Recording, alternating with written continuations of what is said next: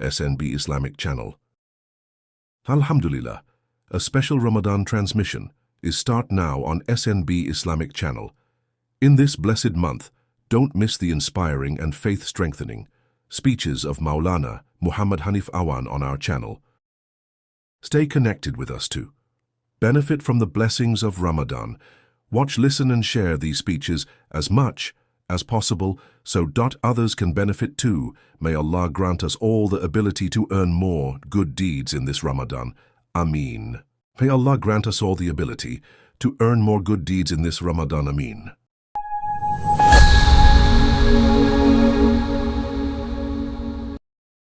Bismillahirrahmanirrahim.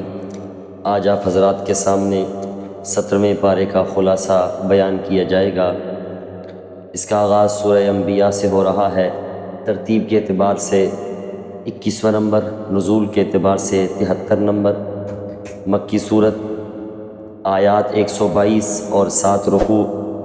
اس میں 17 انبیاء کرام کا تذکرہ ہوا ہے، اس لیے سورت کا نام سورہ انبیاء رکھا گیا۔ اور صحیح بخاری میں حضرت عبداللہ بن مسعود رضی اللہ تعالی عنہ سے روایت ہے کہ حضور علیہ السلام نے ارشاد فرمایا کہ سورہ بنی اسرائیل، سورہ کہف، سورہ مریم اور سورہ طٰہٰ اور سورۃ انبیاء نزول کے اعتبار سے پہلی اور میری قدیم دولت اور کمائی ہیں۔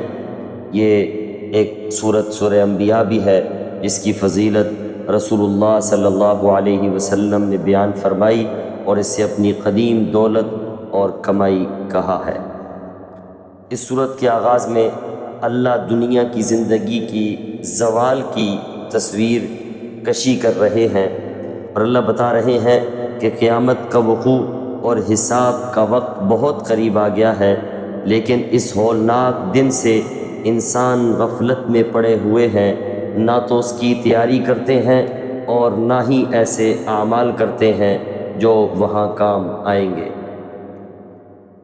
اللہ فرماتے ہیں ان کے سامنے جب بھی کوئی نئی آیت آتی ہے تو اس کا مذاق اڑاتے ہیں اور اسے جھٹلا دیتے ہیں، اور وہ جانتے ہی نہیں کہ اس عظمت والی کلام کو کس سنجیدگی، وقار اور عاجزی کے ساتھ سننا چاہیے۔ آگے اللہ فرماتے ہیں مشرکین آپس میں حضور علیہ السلام کے بارے میں کہتے تھے کہ یہ شخص جو رسالت کا دعوے دار ہے یہ رسول نہیں ہے۔ کیوں؟ اس لیے کہ تمہاری طرح انسان ہے اور دوسرے انبیاء جیسے مادی معجزات پیش کرنے سے عاجز ہے۔ قرآن اس کا جواب دیتا ہے۔ اللہ فرماتے ہیں جتنے بھی پہلے انبیاء آئے سب کے سب انسان تھے، سب کے سب کھاتے پیتے تھے، دوسرے انسانی تقاضے بھی پورے کرتے تھے۔ کوئی نبی ایسا نہیں آیا جو بشری تقاضوں سے پاک ہو۔ رہی یہ بات معجزات کی تو اللہ فرماتے ہیں قرآن سے بڑا معجزہ کون سا ہو سکتا ہے؟ اور اس کے معجزہ ہونے کی جو اہم وجہ ہے وہ یہ کہ قرآن کے آئینہ میں مختلف عقائد، خیالات، اخلاق، اعمال کے لوگ اپنا چہرہ دیکھ سکتے ہیں۔ اس میں ہر قوم اور ہر شخص کا تذکرہ موجود ہے، کہیں صراحتاً ملے گا اور کہیں اشارتاً ملے گا۔ اللہ فرماتے ہیں ہم نے تمہاری طرف ایسی کتاب نازل کی ہے جس میں تمہارا تذکرہ ہے، کیا تم نہیں سمجھتے؟ اور یہ حقیقت ہے کہ ہر گروہ، ہر فرقے کو اس کے اندر اپنا تذکرہ ملے گا۔ مشہور تابعی اور عرب سردار حضرت احنف بن قیس رحمۃ اللہ علیہ کے بارے میں آتا ہے، ایک دن بیٹھے ہوئے تھے، کسی نے یہ آیت پڑھی تو وہ چونک پڑے اور کہا قرآن لاؤ، میں اپنا تذکرہ تلاش کرنا چاہتا ہوں۔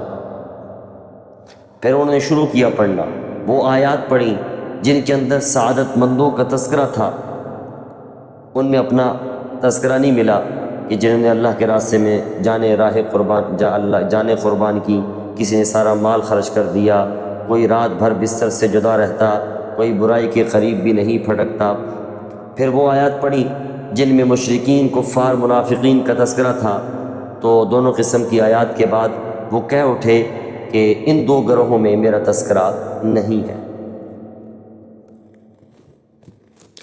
پھر انہوں نے سورۃ توبہ کی وہ آیت پڑھی جس میں ایسے لوگوں کا ذکر ہے جن سے گناہ بھی ہوئے، انہوں نے نیک اعمال بھی کیے۔ یہ آیت کریمہ پڑھ کر وہ پکار اٹھے کہ ہاں یہ میرا تذکرہ ہے۔ تو یوں بالآخر انہوں نے قرآن میں اپنا تذکرہ تلاش کر ہی لیا۔ تو کہنے کا مقصد یہ ہے، ہر کسی کو، ہر فرقے کو، ہر گروہ کو، ہر قسم کے عقائد رکھنے والے کو، خیالات اور اخلاق اور اعمال رکھنے والے کو اپنا تذکرہ قرآن میں ملے گا۔ آگے اللہ تبارک و تعالیٰ ارشاد فرماتے ہیں کہ مشرکین کی مزاح کا خیز اور حماقت انگیز حرکتوں میں سے ایک یہ حرکت بھی تھی کہ وہ قرآن کے بارے میں کسی ایک رائے پر متفق نہیں ہوئے۔ کبھی کہتے تھے یہ جادو ہے، کبھی کہتے یہ شعر ہے، کبھی کہتے یہ خواب کی باتیں ہیں، کبھی کہتے حضور علیہ السلام نے گھر لیا ہے، کبھی کہتے یہ کسی سے سیکھا ہوا کلام ہے۔ تو قرآن ان کے جواب دیتا ہے کہ قرآن اللہ کا کلام ہے، یہ کسی انسان کا کلام نہیں ہے، اور یہ کوئی شعر نہیں ہے، اور یہ حضور علیہ السلام کا سب سے شاندار عظیم الشان معجزہ ہے۔ آگے قرآن میں اللہ ارشاد فرماتے ہیں کہ مشرکین کو ان ظالم قوموں کے انجام کی طرف متوجہ ہونا چاہیے جن کو اللہ نے بصیرت اور بصارت رکھنے والوں کے لیے عبرت کا سامان بنا دیا ہے۔ ان تباہ شدہ قوموں نے جب عذاب الہی کے آثار دیکھے تو بھاگ نکلنے کی کوشش کی، لیکن اللہ نے انہیں اتنی مہلت بھی نہ دی کہ وہ بھاگ سکتے، اور وہ راکھ کا ڈھیر بن گئے۔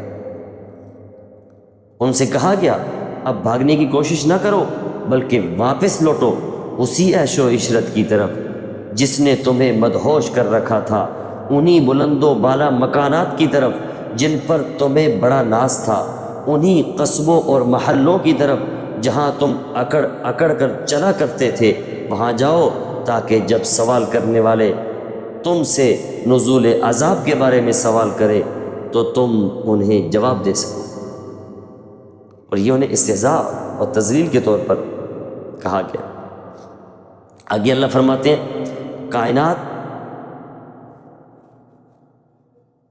اس کھلی ہوئی کتاب میں رب العالمین کی وحدانیت کے بے شمار دلائل بکھرے ہوئے ہیں۔ یعنی جو کائنات کی کھلی کتاب ہے، اس میں آپ کو اللہ تبارک و تعالیٰ کے بہت سارے وحدانیت کے دلائل مل جائیں گے۔ اس کائنات میں ارض و سما، شمس و قمر، لیل و نہار وغیرہ کی صورت میں جو کچھ بھی ہے، اللہ فرماتے ہیں میں نے اسے بیکار پیدا نہیں کیا، لہو و لعب کے لیے پیدا نہیں کیا، بلکہ حکمت کے تحت پیدا کیا ہے، اور اس مقصد کے لیے پیدا کیا کہ انسان اس میں غور و فکر کرے اور عبرت حاصل کرے۔ آگے اللہ فرماتے ہیں کہ اس عالم رنگ و بو میں ہر چیز اللہ کی اطاعت اور تسبیح میں لگی ہوئی ہے، سوائے کافر کے جس نے اپنا وتیرہ غفلت اور سرکشی کو بنا لیا ہے۔ آگے اللہ تبارک و تعالی مشرکین کے باطل نظریات کی تردید کے بعد اللہ کے وجود اور قدرت کے 6 دلائل بیان فرما رہے ہیں۔ نمبر 1، پہلی دلیل، اللہ فرماتے ہیں آسمان اور زمین ملے ہوئے تھے، ہم نے ان کو جدا جدا کر دیا۔ آسمان کو فرشتوں کا مسکن بنا دیا اور زمین کو انسانوں کا مسکن بنا دیا۔ قرآن نے جو آسمان اور زمین کے جڑے ہونے کا نظریہ پیش کیا ہے، اسے نہ عرب جانتے تھے اور نہ ہی اس وقت کی دوسری قومیں جانتی تھیں، لیکن یقین جانیے ابھی 200 سال تقریباً ہوئے کہ فلکیات کے ماہرین نے طویل تجربات اور مشاہدات کے بعد اس نتیجے پر پہنچے کہ سارے سیارے، خواہ وہ سورج اور ستارے ہوں یا زمین اور چاند ہو، یہ سب آپس میں ملے ہوئے تھے، پھر ایک دوسرے سے جدا ہوئے، جسے قرآن نے 1400 سال پہلے اس حقیقت کو بلا خوف تردید کے بیان کر دیا تھا۔ دوسری دلیل، اللہ فرماتے ہیں ہم نے ہر جاندار چیز کو پانی سے بنایا۔ ایک عظیم انکشاف تھا جو ایک امی کی زبان سے کروایا گیا، اور آج دنیا بھر کے اہل علم تسلیم کرتے ہیں کہ تمام زندہ اشیاء کے وجود میں پانی کو بنیادی حیثیت حاصل ہے۔ آگے اللہ فرماتے ہیں پانی کے بغیر زندگی محال ہے، اور حقیقت ہے، خواہ حیوان ہو، درخت ہو، پودے ہوں، سب پانی کے محتاج ہیں۔ آپ چاند کو دیکھ لیجئے، وہ اپنی بناوٹ میں زمین کے مشابہ ہے، لیکن چونکہ وہاں پانی نہیں ہے اس لیے اس کی سطح پر زندگی ناممکن ہے۔ تیسری دلیل، اللہ فرماتے ہیں ہم نے زمین میں پہاڑ بنائے تاکہ لوگوں کے بوجھ سے زمین ہلنے نہ لگے، اور اگر یہ پہاڑ نہ ہوتے تو زمین مسلسل زلزلوں اور اضطرابات کی زد میں رہتی، اور زمین کی تہ میں جو آگ بھڑک رہی ہے اس سے حفاظت نہیں ہو سکتی تھی۔ اور اب بھی دنیا میں کہیں کہیں ایسے آتش فشاں پہاڑ پائے جاتے ہیں جن کے ذریعے گویا زمین کبھی کبھی سانس لیتی ہے اور اس میں بھڑکنے والی آگ باہر دکھائی دیتی ہے، اور اگر زمین کی جلد سخت نہ ہوتی اور اس پر پہاڑوں کا بوجھ نہ ہوتا تو یہ آگ زندگی محال کر دیتی۔ چوتھی دلیل، اللہ فرماتے ہیں ہم نے زمین میں کشادہ راستے بنائے تاکہ لوگ ان پر چلیں۔ آپ ہموار میدانوں کو چھوڑیں، پہاڑی سلسلوں کو ہی دیکھ لیجئے جو ملک در ملک چلے جاتے ہیں، لیکن اللہ تعالیٰ نے ان کے درمیان کشادہ وادیاں اور راستے رکھے ہیں جن کی وجہ سے انسانوں کو اپنے اسفار میں کوئی مشکل پیش نہیں آتی۔ پانچویں دلیل، اللہ فرماتے ہیں ہم نے آسمان کو محفوظ چھت بنایا، اس چھت میں لاکھوں ستارے، سورج، چاند جو اپنے اپنے مدار میں انتہائی تیز رفتاری سے گھوم رہے ہیں، نہ ان میں ٹکراؤ ہوتا ہے نہ وہ خلط ملط ہوتے ہیں۔ آپ بتائیں اگر ایک ستارہ اپنے مدار سے ہٹ جائے تو نظام عالم میں خلل واقع ہو جائے، تو کون ہے جو اس سارے نظام کو سنبھالے ہوئے ہے؟ تو یاد رکھیے، کیا یہ سارے کائنات کے نظام کو سنبھالنے والے کیا بت ہیں، لات و عزیٰ ہیں؟ نہیں، یاد رکھیے اللہ کے سوا کوئی بھی نہیں ہے، یہ رب العالمین ہے جو اس کائنات کو، نظام کو سنبھالے ہوئے ہے۔ چھٹی دلیل، اللہ فرماتے ہیں رات اور دن، سورج، چاند کو اللہ نے بنایا، یہ سب آسمان میں تیر رہے ہیں جیسے مچھلی پانی میں تیرتی ہے، انہیں یکے بعد دیگرے آنے جانے میں کوئی مشکل پیش نہیں آتی، اور یہ کبھی رکتے بھی نہیں، مسلسل چلتے رہتے ہیں، اور یہ حرکت ہی ان کی زندگی ہے۔ اب آپ بتائیں یہ کون کر رہا ہے؟ اللہ کر رہا ہے۔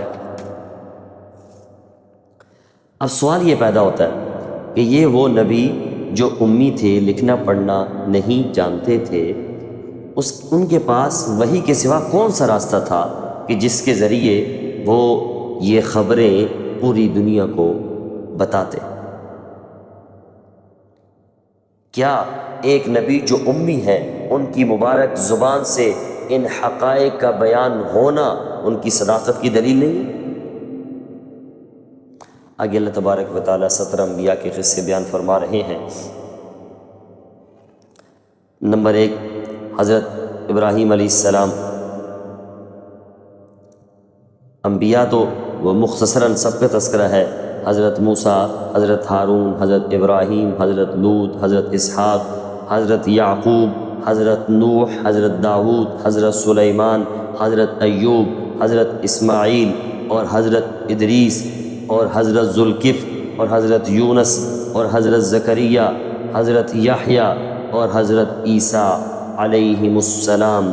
اللہ فرماتے ہیں 17 انبیاء کی ایک ہی دعوت تھی، اللہ کے سوا کوئی معبود نہیں، جو نیک کام کرے گا، مومن ہوگا، اس کی کوشش رائے گا نہیں جائے گی۔ پھر ان میں سے 6 انبیاء کے جو قصے ہیں وہ تفصیل سے بیان کی گئے۔ حضرت ابراہیم علیہ السلام کا اللہ فرماتے ہیں جنہوں نے دعوت توحید اور شرک کے رد کی وجہ سے دہکتی ہوئی آگ میں جن کو گرایا گیا، مگر اللہ نے ان کی حفاظت فرمائی۔ نمبر 2، آپ کے بھتیجے حضرت لوط علیہ السلام، جنہیں ایک بدترین قوم کی طرف نبی بنا کر کے بھیجا گیا۔ نمبر 3، نوح علیہ السلام، جنہیں اللہ نے ایک طویل عمر عطا کی اور اللہ تعالیٰ کی راہ میں صبر اور تحمل کرنے کی وجہ سے ان کو شیخ الانبیاء کہا جاتا ہے۔ انہوں نے 950 سال تک فریضہ دعوت سر انجام دیا تھا۔ حضرت داؤد اور ان کے بیٹے حضرت سلیمان علیہ السلام کا قصہ، دونوں نبی تھے اور بادشاہ بھی تھے۔ اللہ نے انہیں روحانی اور مادی دونوں طرح کی نعمتوں سے خوب نواز رکھا تھا۔ پھر حضرت ایوب علیہ السلام، 5واں قصہ، جنہیں مصائب اور پریشانیوں کے ذریعے آزمایا گیا، انہوں نے ایسے صبر کا مظاہرہ فرمایا کہ ان کا صبر ضرب المثل بن گیا، مثال بن گیا۔ ان مصائب اور پریشانیوں میں وہ مسلسل اللہ کی طرف متوجہ رہے۔ ان کی توجہ نے رحمت باری تعالیٰ کو متوجہ کر ہی لیا اور ان کی دعائیں قبول ہوئیں اور آزمائشوں کا دور ختم ہو گیا۔ چھٹا قصہ یونس علیہ السلام کا، جنہیں مچھلی نے نگل لیا۔ مچھلی نے جب نگلا، ان کے پیٹ میں انہوں نے اللہ کو پکارا، ان کی پکار سنی گئی، انہیں غم سے نجات مل گئی۔ تو بے شک اللہ تبارک و تعالی پکارنے والوں کو غم سے نجات عطا کرتا ہے۔